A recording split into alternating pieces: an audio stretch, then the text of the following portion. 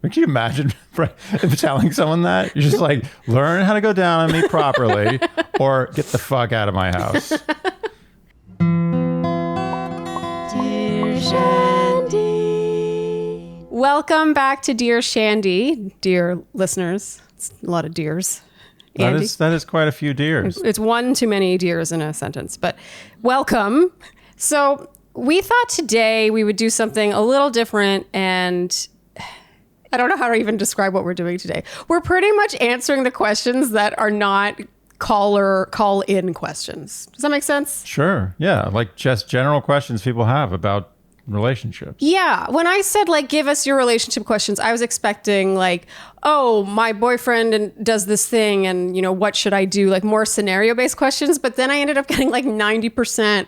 What are your thoughts on insert broad topic? Right. Yeah, we didn't get a lot of specific questions. Yeah. I was kind of hoping for really specific things, like my boyfriend shit the bed in the morning. Like, is that going to be? Can I ever forget that? Yeah. Is that ever going to be something I can erase from my memory? Yeah, we have gotten a few questions that were like specific scenario questions, but the vast majority are general. These. Yeah. Yes. General questions about our opinion. Yeah. And at first I thought, oh, that's unfortunate. Those will just sort of never go answered. But then I was like, wait a minute.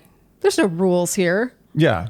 But that's not to say that we shouldn't encourage these people to give us more specifics. Yeah. I want more specifics. Yes. In general, we want way more specifics. And that's why I was sort of hesitant to answer many of these, because I know Andy. We've already done, you know, a caller answer session, and Andy has a lot of questions. I generally have a lot of questions. We want specificity. So yes, we will answer these, but reluctantly. Yeah, that's a good way to start off the episode. Reluctant answering of general broad on specific questions that we don't care about. Yeah, off to a great start. Yeah, this is going to be good. I'm psyched. So do you want me to just throw them at you? And we're pretty much just going to answer however many it takes to reach an hour. Maybe it'll be 2, maybe it'll be 10. We'll see. Yeah, just let's get it going. What do you got over there? All right. So first question is from, do you think I should use names? Do you think they probably don't want their names. It's first name? Let's say, okay, I'll do first initial. Just do the first name. There's a billion of every first name in the world. No one's going to know it. Okay, this is... Unless their question is incredibly specific. Yeah. Like on the night of Monday, August 13th, I was standing on the corner of... That sounds like a Craigslist missed connection. Yeah. Yeah. I think we're good. I have an embarrassing confession before we even start. I used to totally go and read those. Not because I was looking for one or intended. Didn't you almost have a Craigslist misconnection situation? Like you almost met the person? Or was that someone else? I think you're confusing me with an ex-girlfriend again. Yeah, I do this a lot. Andy does actually do this all the time, and he's lucky I am not more, annoyed by such you're really laid back about it. I do it like pretty much like once every 2 weeks. You truly do. You're like, all the time we've remember been that together. time we blah, blah, blah, and I'm like, that wasn't me. But when you have as rich a history as you have, I guess it's bound to happen. Yeah, I've had a lot of history. You have. A lot of memories without you. Okay, so I'll just do first name and maybe we'll decide to bleep it out. I'm not sure. Okay, so this is from Dana.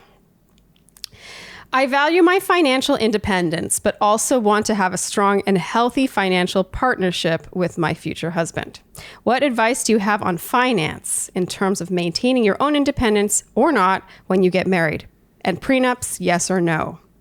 I hate, this is such an annoying answer to this question, I feel like, but I really think it's case by case. Do you agree? It is case by case.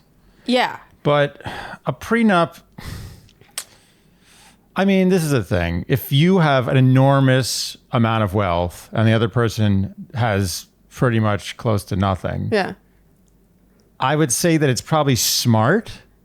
But my romantic, sort of maybe juvenile take on this is that if you're getting married, your bond should be strong enough that you should never have to think about that. And as a matter of fact, it should sit there as a warning. You should actually have, it's like a self-destruct mechanism. It's like, I'm going into this and I know that if I screw this up or if I back out, I am wrecked.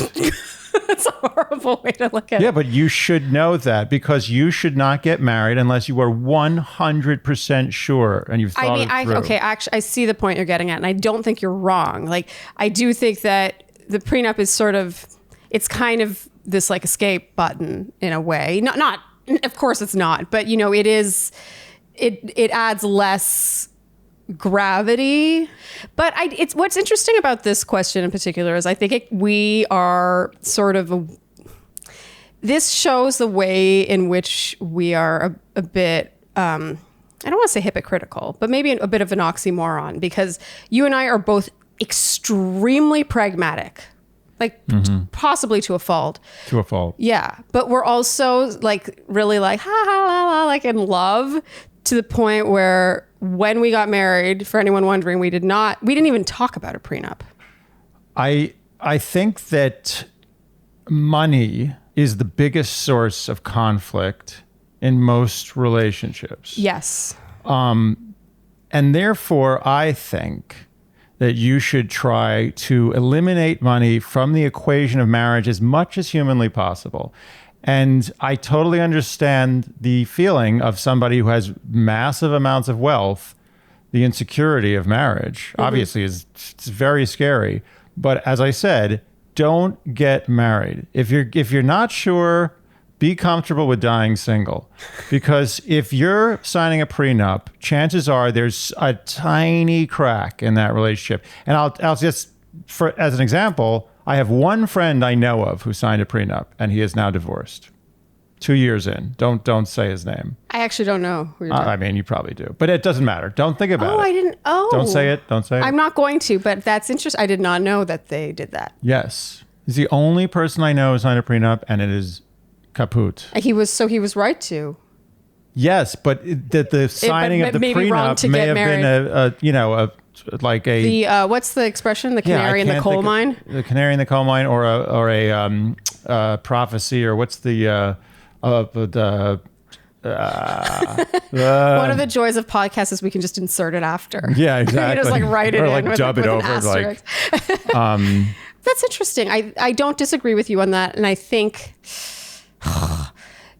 it is a kind of extreme. Like we're basically saying you have to be so fucking confident that you're like, we're never getting divorced. And let's be honest, the divorce rate's like 50%, and no one goes into it thinking they're going to get divorced. Right. But again, and I stress this, I waited to the last second.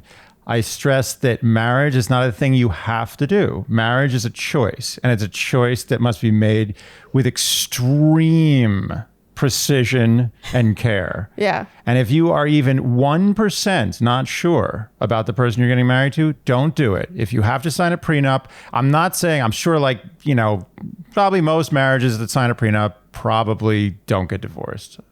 Probably optimistic. It's probably not true. Probably most of them get divorced. Talking out of Probably your ass 90% of them get divorced. No, I mean, if the divorce rate is like 50%, I would assume the subsection of people who've signed a prenup is higher than 50%. That's just my guess. I just feel like our take on this is a little skewed by the fact that it was never even a serious discussion because we were so disgustingly confident. And who knows, maybe one day we'll be like, if we get divorced, but I really... When you find that I'm actually like $20 million in debt and that's all I leave you. Otherwise, I would have signed a prenup. Yeah. Yeah. Don't worry. And so, how about the financial independence part? I think we're pretty financially independent.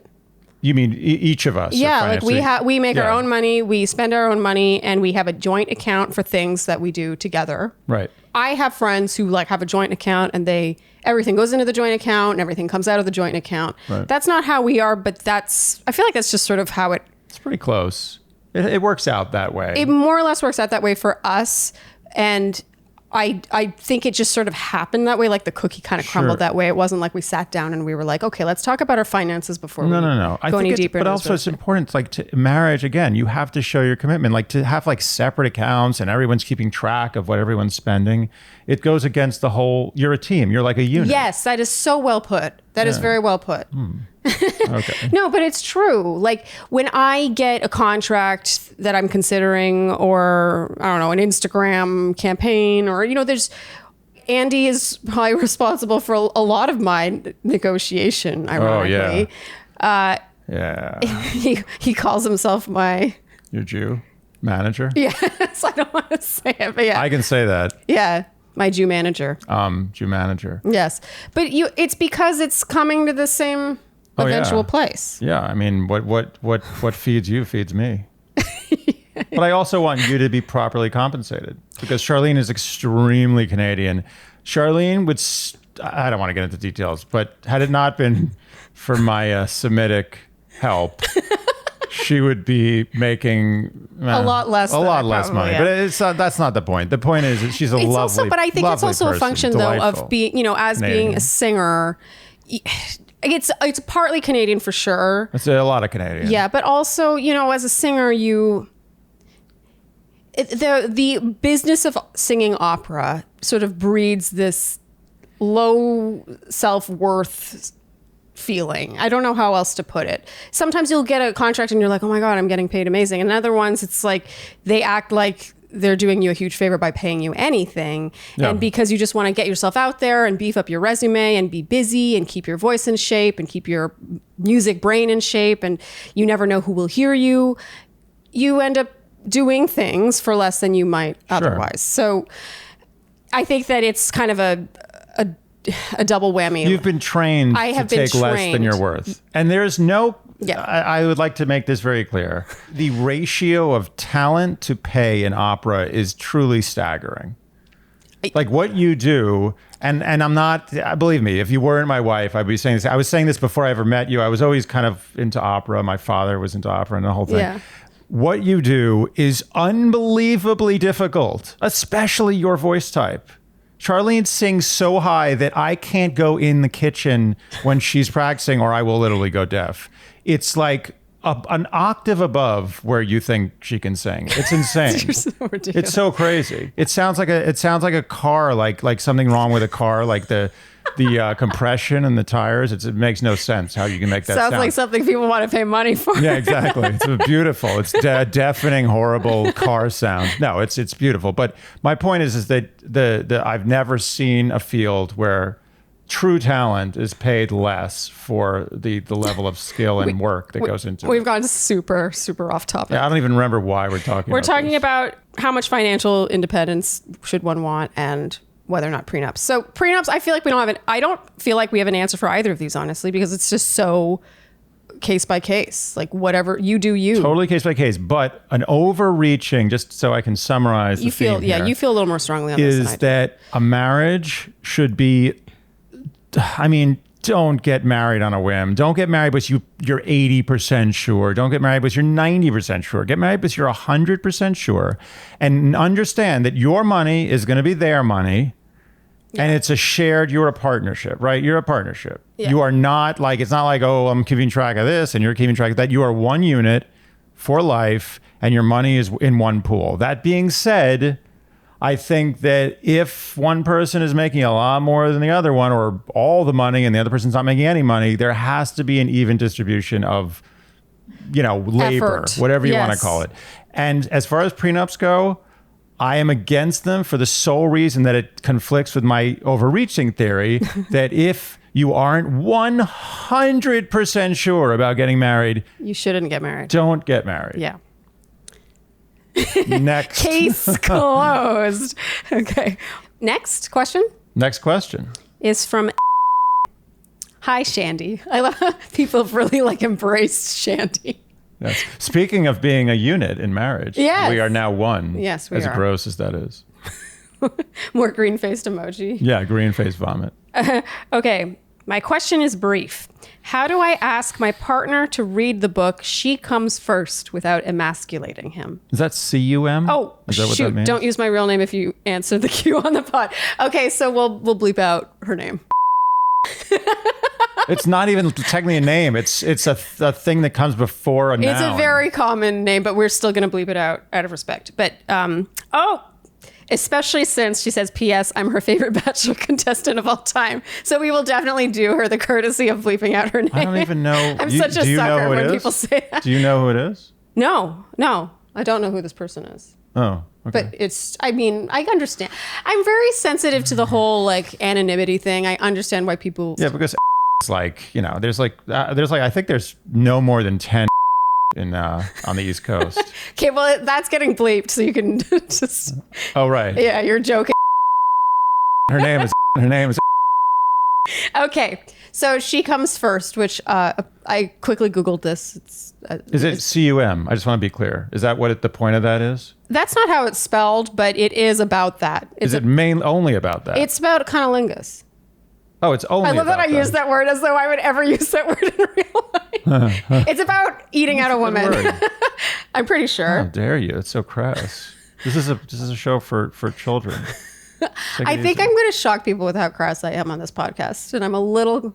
I think mainly in Canada, that's for sure. In Canada, they're like, "Ooh, what's going on over there?" So not true. No, it's fine. I think Canadians are in many ways cooler, far cooler. You're right. And more I don't want to say that. easygoing. I'm not allowed to say that, but they're way more easygoing about a lot of things. They're way things. more easygoing. Less easy to offend. I'm a big fan of Canada. We don't have to get into that. We're in agreement on that. We may or may not end up living there one Canadian. day, but I have some work to do. Okay, so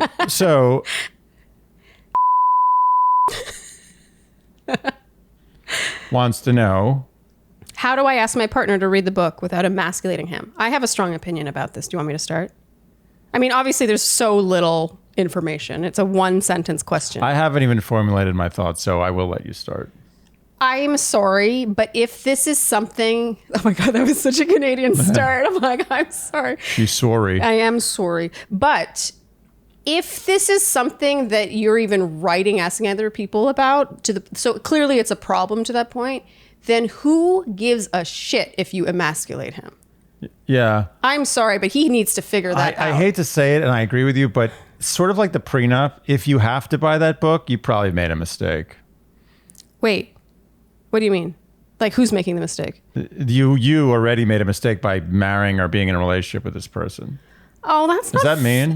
No, because I don't think we have enough information. Like, she could have been faking her orgasms for the last year or something. You know what I mean? Well, that's her fault. And again, I say she Well, should have I thought have about a very strong opinion about faking anything, truly. Sharleen always fakes. I don't think you've ever not faked, right? I've never faked Works in for my me. entire career Nor have I. as a sexual being. That's amazing. Ever. What do you do if you just want to, you're like, oh God, this is horrible. I want to end this. What do you do? I almost embrace the awkwardness. Really? Yeah. What about if it's chafing? It's like absolutely out of control, terrible. It's like, Well, it's I would like- stop it long before it gets to that point. Oh, so you just be like, okay, Oh yeah, I'm not. like I got to take a break or something. Oh yeah, I'm not just like sticking through it until it gets there. I just will change the subject or be like, oh, let's do something else. I just don't want to mislead. The person shouldn't think that what they're doing is working if it's not. Like, it's not good for me and it's not good for them. Oh, I guess you're right. They're going to take that information and be like, oh, she loved You know that. what you're doing? And go and implement You're it. doing it for the world. You're doing helping the world. I'm doing my part. You are. You're doing your bit. Yeah. You really are. Yeah. So otherwise, that guy thinks he's a king, like you said. He thinks he's a king. He thinks he's going to be all puffed up and thinks this is some move he has. When I was fake, there's a Sex and the City episode about this, and it's not wrong. Okay. You got to train. I really do believe this. In the early stages of any relationship, there is a degree of mutual training. Just sort of testing the waters and and I don't just mean physical things like cunnilingus. I mean, from finances to sex, you are conditioning each other for each other. Yeah. I agree. That was kind of vague, but No. you know what I mean. I tell you, I remember when you showed me how it goes. It goes in, and then you come out, and you go push it in, then you pull it out, you go in and out. I remember that. That was very educational. Yeah. So yeah, back to our listeners. It's so much easier to say her name. Back to her. It is a woman. Her question. Yeah, please. I think. And maybe this is going to sound extreme, but the partner does not deserve the worry that you're putting in. If this is even an issue, they clearly haven't been satisfying you. Let it emasculate him.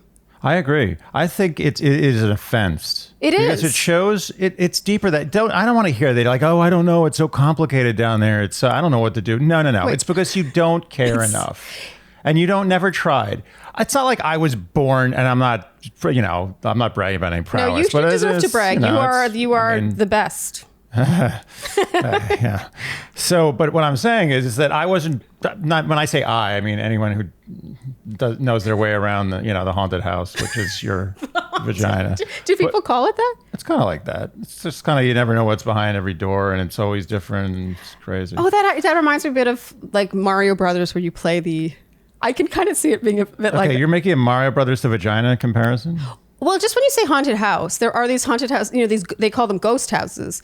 And, the doors are kind of like, this door opens, but then other doors, you think it's a door, but it's not a door. And meanwile, there's ghosts and and they're coming closer and then you think it's coming, but then you look at it and it's like, no. That is, I take it back. This is a good analogy. It is a very good analogy. And my fellow video game players will appreciate it. Anyone will appreciate that unless. But it's true. Soul. It's kind of like a bit of a there's all these walls are moving. Yes, it's complicated. But my point is that no. It's not always complicated. But I envy the women for whom it is not. Yeah, no. For some women, it's certainly less complicated than others, yes, and I can attest to that. Yeah. But on average, it's you gotta do some work. It's not just going to be like rubby dub, and then you're done. I don't know. Is that a jingle for like it's not a jingle. A bath? So. It's a jingle for a cunnilingus book. So anyway, my point is that no one is born knowing how to do that. Nobody. Okay. And even the greatest master of all time. Yeah. He was not born knowing how to do it. Maybe he was born with a genetic desire to be more inclined to learn, like he was into it. Yeah, and a sort of level of interest, but also both interest and the perceptiveness, like the ability to. That's not the word I want. There's a better word for this. Not perceptiveness. Intuitive. Yes, the intuition. To thank you. I love you. Oh, sweet. What a sweet wife I have. Oh, I have a thing for words, and I've always loved how. Yeah. Anyway, you're just the perfect yin to my word yang. But the ability to. I'll give you a yang. What? That doesn't even make sense. What does that even mean? Yeah. It's not even. I had one shot to give it. I'll give you the blank, and I screwed it up. You can do it at it. It's our podcast. You can do it whatever you want. You usually give a better one than that. That one. I'm very good at that. I'll give you blank. Yeah. But that was not. I think you're nervous because there's a mic in front of you, but don't worry. Yeah, it's a little stage fright. If this podcast succeeds, then you'll have many more opportunities. I'm looking forward to each one. I never, ever regret an I'll give you blank. Yeah, you prefer those even over the that's what she said. Yeah, that's what she said is like overdone. But I'll give you. It's like so basic. I've never regretted, even no laughs, no people are like, what? I always feel good I did it. It always feels right.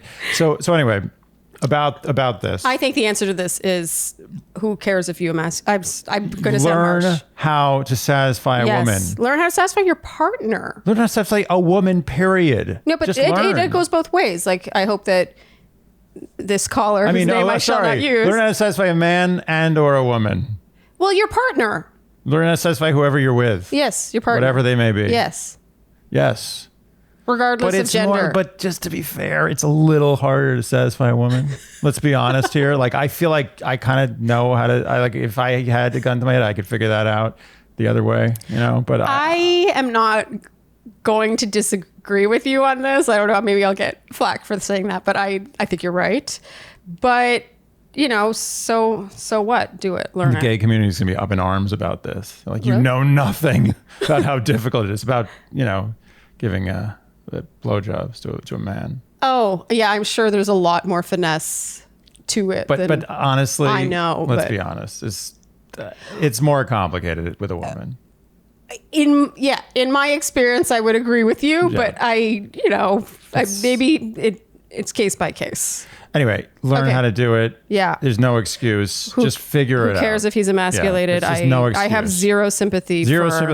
And also for the woman, don't honestly be like, you got to figure this out or it's over. Can you imagine telling someone that? You're just like, learn how to go down on me properly or get the fuck out of my house. That's probably happened before. Yeah. That'd be pretty badass. Do we want to give this person any advice on how to go about broaching the topic? So I don't know if getting them a book is the right... I actually think it's not the way to do it. It's not the right move. That's like the most unbelievable insult. I think it's a little patronizing. It's a joke. It's literally a joke. It's the butt of a joke. It's not like you're like, hey, by the way, I got you a gift. Here, figure it out. You know, that's not a gift. That's not a thing that's going to make them like, oh, that's exactly what I wanted. I wanted a book to tell me that I was terrible at satisfying a woman and how to do it properly. What she should do is just be like, listen, like in the moment, just like, can we do something here? Yeah. Okay. I like it when you ... Yeah, could you just do this a little more and a little more of that and some of that? Can I just say this answer is so like Cosmo magazine? It's so 1982. It totally Maybe even like 1972. But some things don't go out of style, and I think there's truth in that. I don't think that'll ever go out of style. Yeah.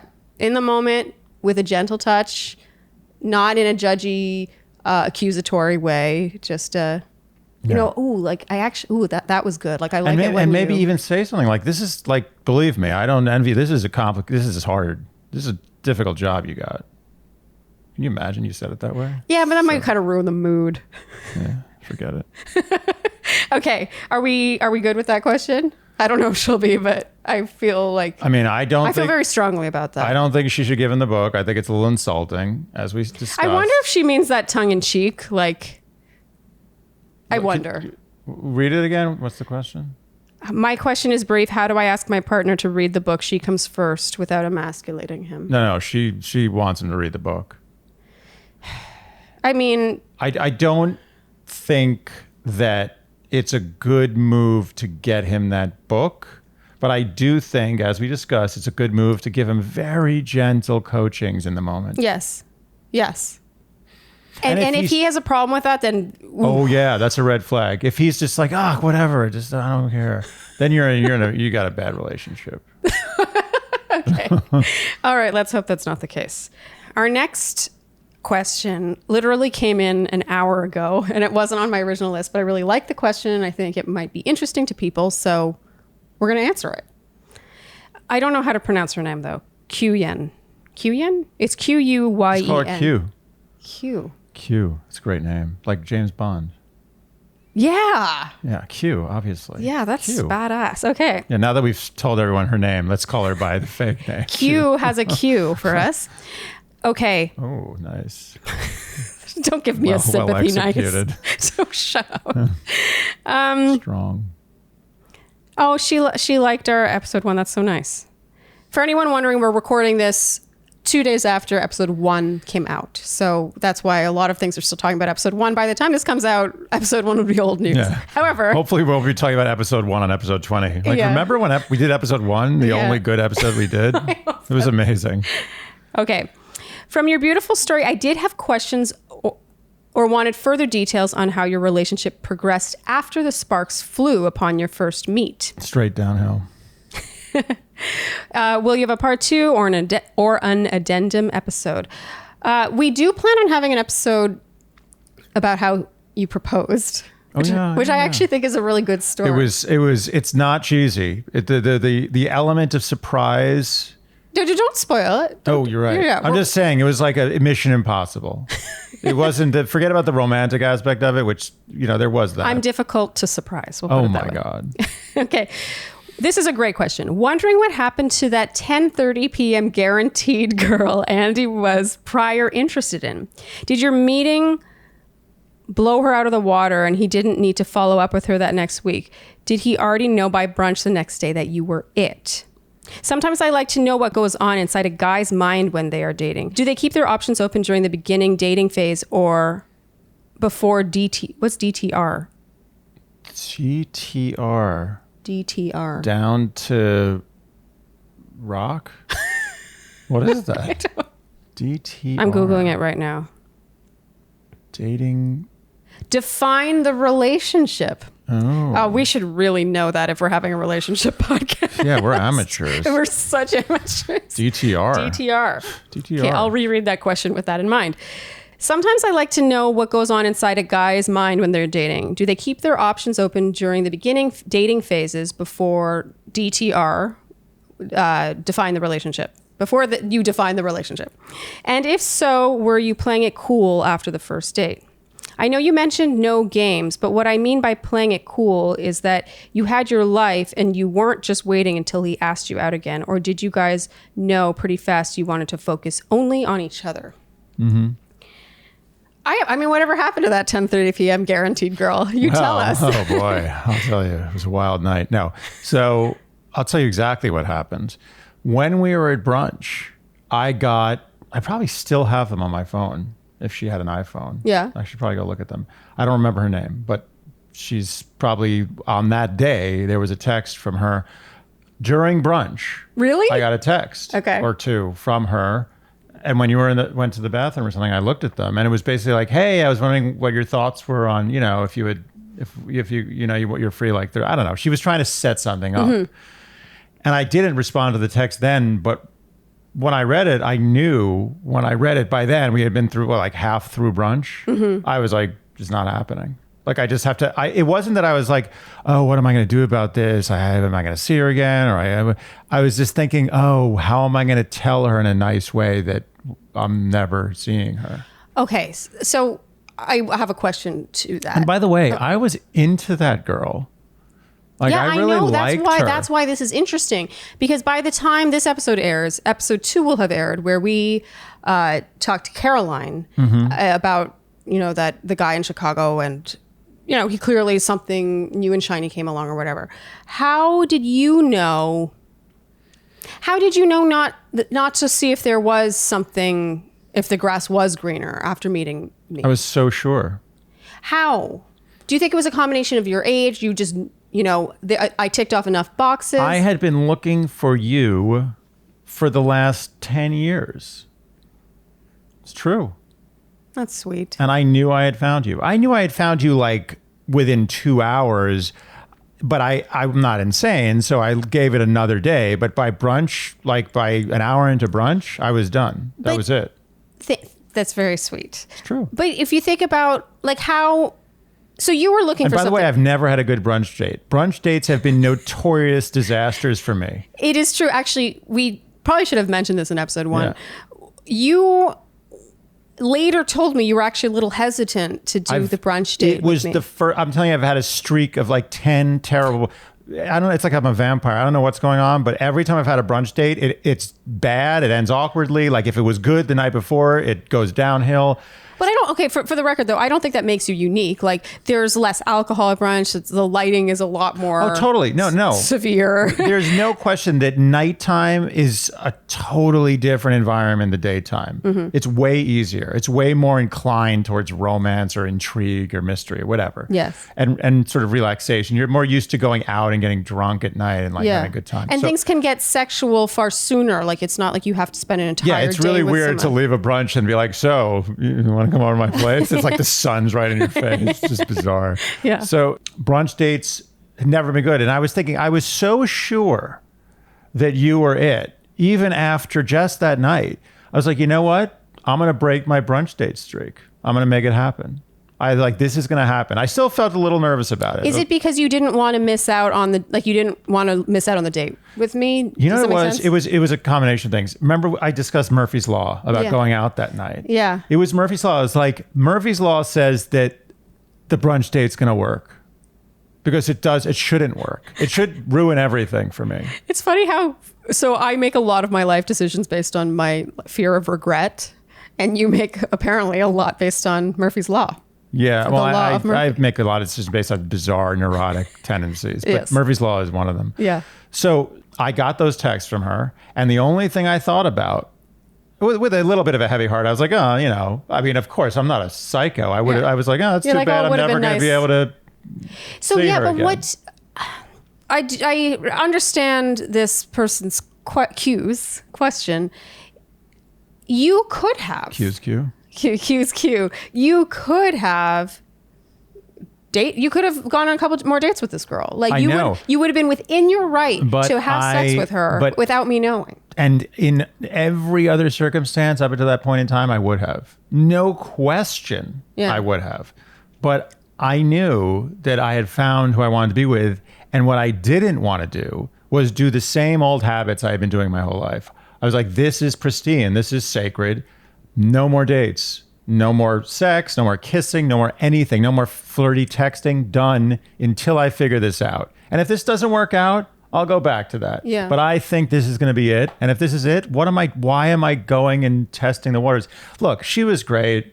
And I was attracted to her. And I really did want to do stuff with her. I mean, to Did this you never day, do I anything? still You just made out with her. Still feel there's like an absence. Like I'm like I should have. Damn it. Yeah, you totally could have. I wouldn't have. I could totally. I know, but I didn't know. I think it's very sweet. It wasn't about you. It was about me. Like I knew who I am, and I knew that could just be a slippery slope. And I was like, you know what? Let's treat this with the respect it deserves. No more dating to see if it's the right thing. I knew it was the right thing, and I knew that dating and having sex with some other girl was going to be probably at best maybe slightly problematic. So I was like, let's keep it clean. So would you say that you felt more, because you had a whole date with this girl, you know, and you made out with her. You did more with her than you did with me the night we met. That's true. You probably spent at least as many hours with her. Were you just like, it was just clearer, you know, like you just, I hate how this is going to sound coming out of my mouth, but you know what I mean? Like you just felt absolute, like all, like the arrows pointed to me and you're like, I'm going to invest in this. Single-minded.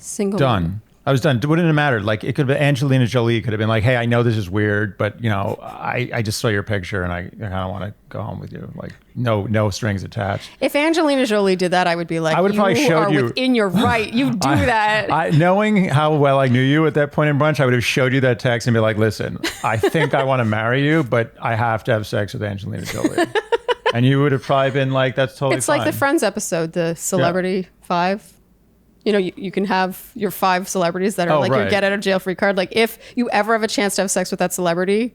Yeah. And then I think Ross, I actually don't follow Friends that well, but I'm pretty sure Ross gets his laminated, like he gets his list and puts it in his wallet. It's pretty fun. I mean, and we'll get into this in another episode, but I strongly, and you strongly, we both strongly believe that it's absurd to limit your partner for things like that. Like if that ever were to come along and you guys have a great relationship, which you should if you're married, by the way, you should be like, oh, George Clooney wants to have sex.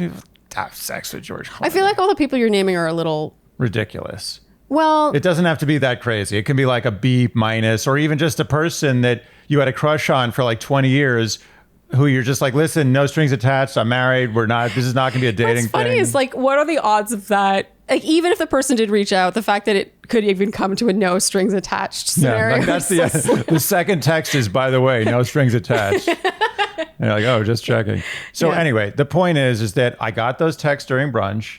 And in any other circumstance prior in my life, I would have been like, you know, save that in my pocket, wait for her to go to the bathroom and be like, yeah, that sounds great. You know, let's set up a time.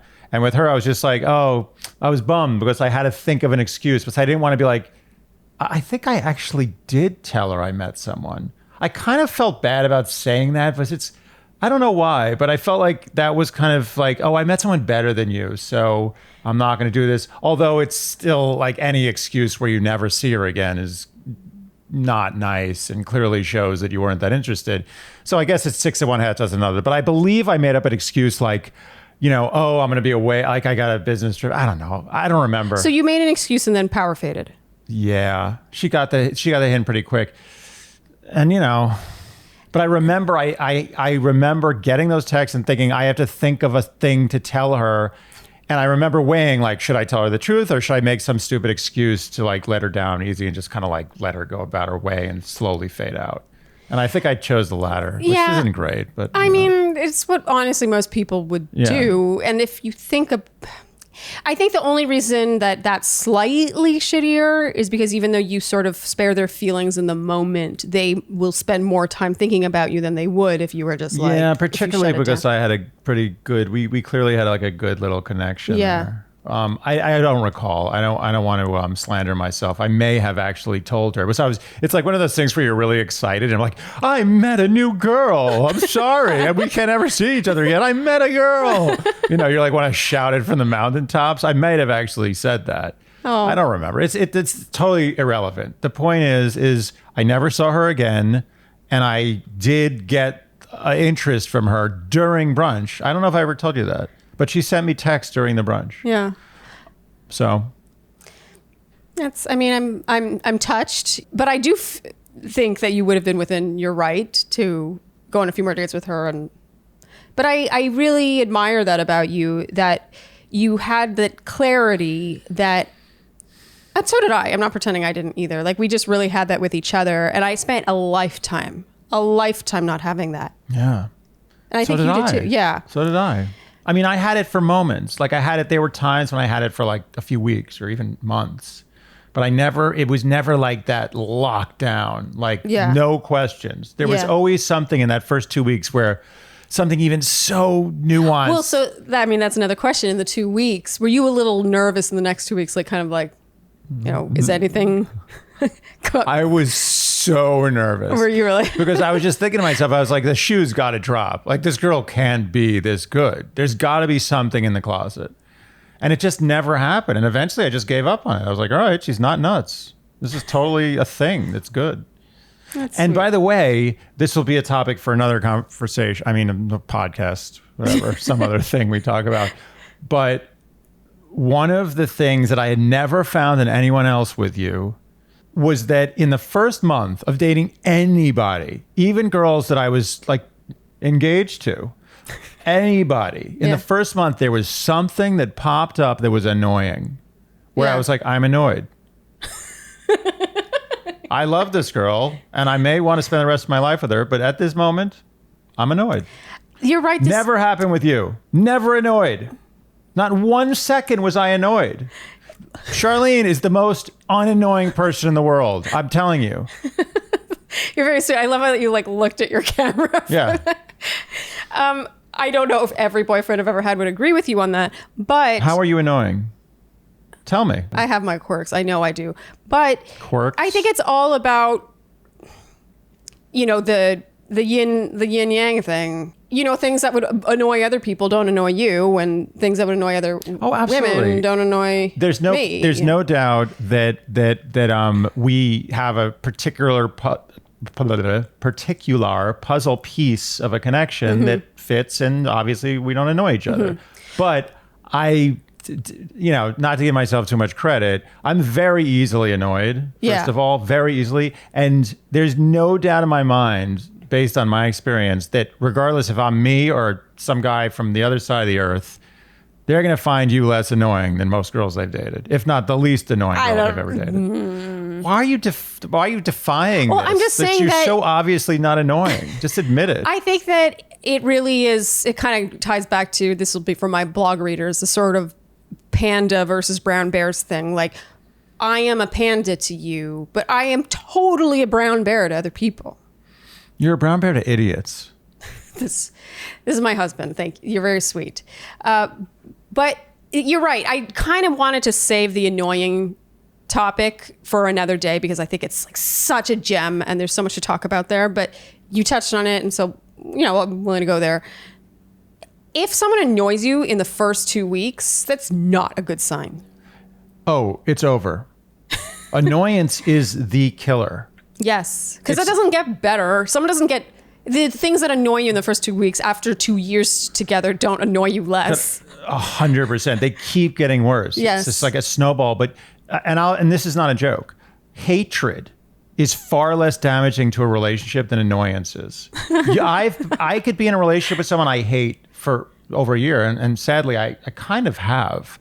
But annoyance, forget about it. It's not going to work. Can't do it. Big difference. Is it because it's more like insidious? Hatred is an emotion. Hatred is like when you love hate or something, like there's things about them you love and there's things about them you hate. It's like an emotional, it's like drama, it's like intensity. Yeah. When you're annoyed by someone, you're just like, ugh. You're just like, oh God. I know what you mean, because it's not enough to break up over or really like hash out or maybe even have a fight over. It's No. just this little like, it's like a gnat in your ear. Yeah. Yeah. It's like someone who touches you wrong. Have you ever been with someone who like, Yes. there was once a girl I That's a dated great who used example. to touch me fast and stroke and hard strokes. It was like, here, come over here. I want to show you what you did. Oh no. Okay. Just quickly. I already know I'm not going to Like this. This is terrible. This is the worst. Don't ever do this. Watch. Oh, wow. That's really tight. It's really tough. So she'd be like this. She'd be like, okay, relax. She'd be like this. She'd be like, how's it going? Oh no. How was your day? How was your day? Yeah. She was like this. She was like, how was your day? I really missed you. Stop. Yeah. Okay. Get out of here. That's the worst. That was the worst thing ever. But my point is that kind of stuff, it makes your skin crawl. Yes. Things that make your skin crawl or make you get like your temperature rise without emotion. It's like an emotionless temperature. It's like you're like, ugh. That's bad. Yeah. That's a killer. And it's also will kill sex in 2 seconds. Is it possible that someone could annoy you so much that you just want to fuck them? Or is that the hatred thing? Like that's why a relationship can sustain on hatred better than it can annoyance. I mean, I don't think I would ever be like, I would want to fuck someone because they were so annoying. You're like, you're so annoying. I just want to fuck you. Like, give me that annoying ass. Get it over here. Back it up. No, no one does that. But hate fuck, absolutely. Yeah. Annoying fuck, I don't know if that's ever been done. And if it's been done, it's because the girl's super hot or the guy's just really horny and lazy. That's not. But anyway, moving on. You are not annoying. So you already knew by brunch the next day that I was it. She Yeah. used all caps for it. I knew by brunch. You knew sooner than me, but I think it's important to say this. You had sowed plenty an oat Such a heavy oat. to the point where even though you were interested in this other girl, you didn't have too much FOMO because you had just been there, done that, like you said. Absolutely. Yeah. And that leads to another podcast topic, but sow your oats. Well, not everyone needs to. Sow your oats. Everyone needs to. No, I disagree with that. Oh, Not yeah? everyone needs to. Some people, all I'm saying is I think that's a personality thing. I think the majority, yes. Especially, I hate to always make it about region, city, but we do talk about that a lot. I have a hard time letting anyone ask us a question without saying, how old are you? How old is he? How old are you both? And what city are you in? What kind of a city is it? Because it really makes a difference. Mm-hmm. A city like this, most of the men do want, whether they know it or not, they want to sow those oats. Mm-hmm. But there are exceptions. We're not saying all. Mm-hmm. And so Q's final Q in, it's kind of a paragraph and there's a bunch here, but was I playing it cool after the first date?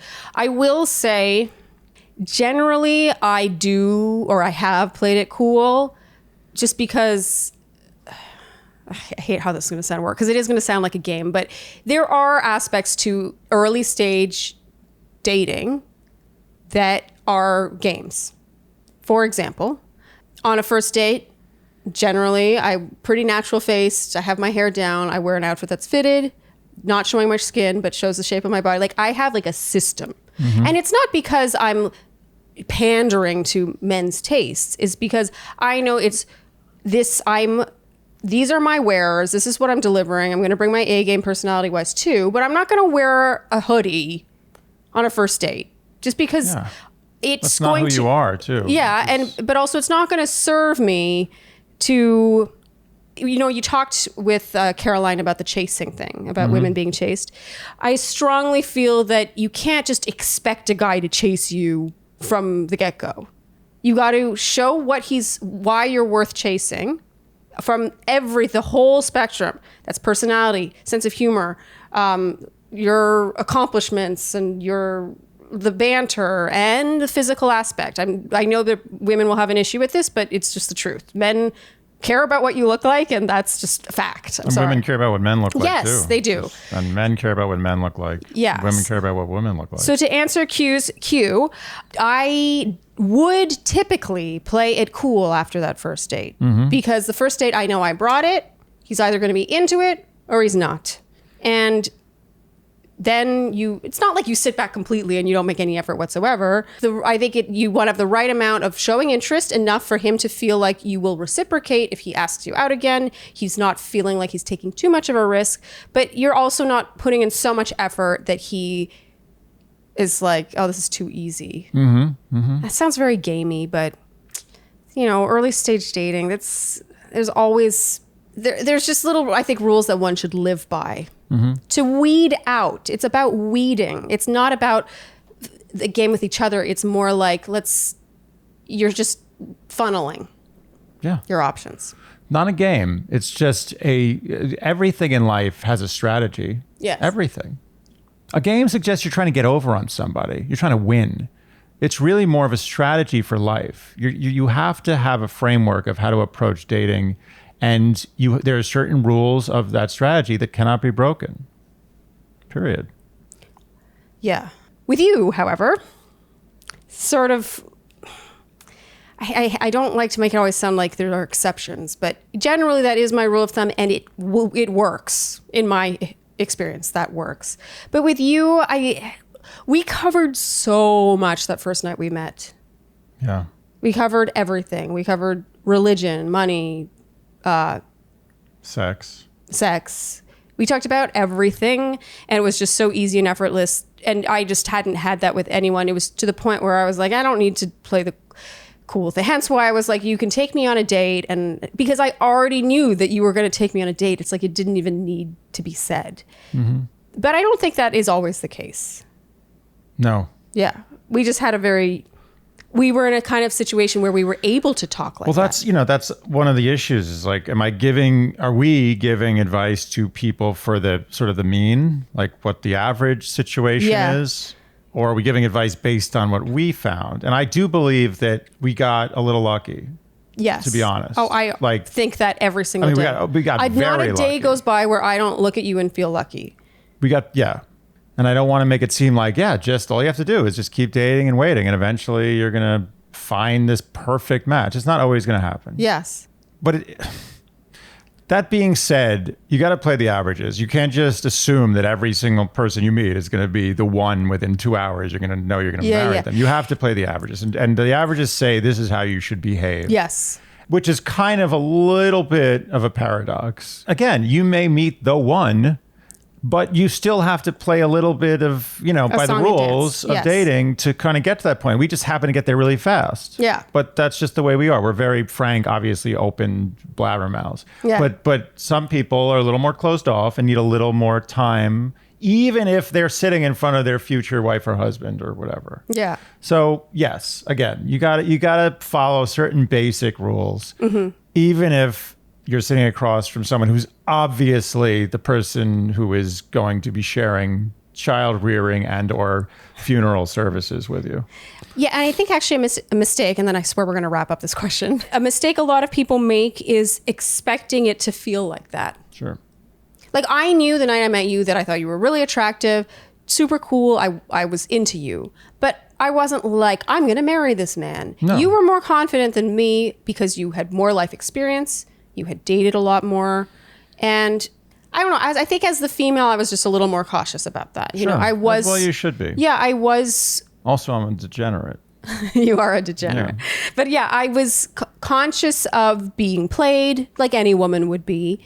I didn't want, it was really easy, but part of me had that, my peripheral vision on. Gotta keep it. On being the fool. So I do think I did play it cool somewhat, but not as much as I normally would. And I could tell. that you were giving me a little less cool than usual. Yeah. I liked you. And I felt honored. I felt like I was like, wow, I'm getting this. This is a really nice thing she's giving me. She's giving me not super cool. Yes. So I don't know if that answer was really satisfactory. I think that people want sort of a hard and fast rule, but I don't really think there are any. There aren't any hard and fast rules, but you have to be smart, and you have strategies. You have to have a strategy. Yes, and you got to stick to it. Don't let your emotions get carried away until you find it completely reciprocated by someone you want to spend a lot of time with. Yes, I don't think I showed any more interest in you than you showed me. Yeah, we were even. We clearly were very interested. Possibly you were a little more interested. Possibly. Just Fine. because I was a little more like, I was conscious. 10%. Okay. 10% I was just more conscious interested. of being played, Interesting. as I always am. I don't know why you would be conscious of a guy like me. I mean, playing you. I think that the night you kind of like, I was like, okay, this isn't a joke, was when I met your mom on like our second date. By the way, not a great idea usually. Don't do that at home. Don't do that. Yeah. Okay. I think that's it for, I'm not sure what we'll call these episodes. FAQ. One of those was frequently asked. I don't know. We're answering questions that are not caller questions, but generally we do want people to have caller questions. So if you have specific scenario-based, we want you to call in. You don't have to use your real name. We don't have to show your face, but we can give such a better answer if we are able to talk to you and get beef up the scenario. Yeah, all you're gonna is general questions. You're just gonna get a lot of tangents about like bingo and like I don't know. It's just not. It's detail. Yes, detail. So that's it for this episode of Dear Shandy. Thank you guys for tuning in, and send in those specific scenario questions. Okay, bye. Dear Shandy.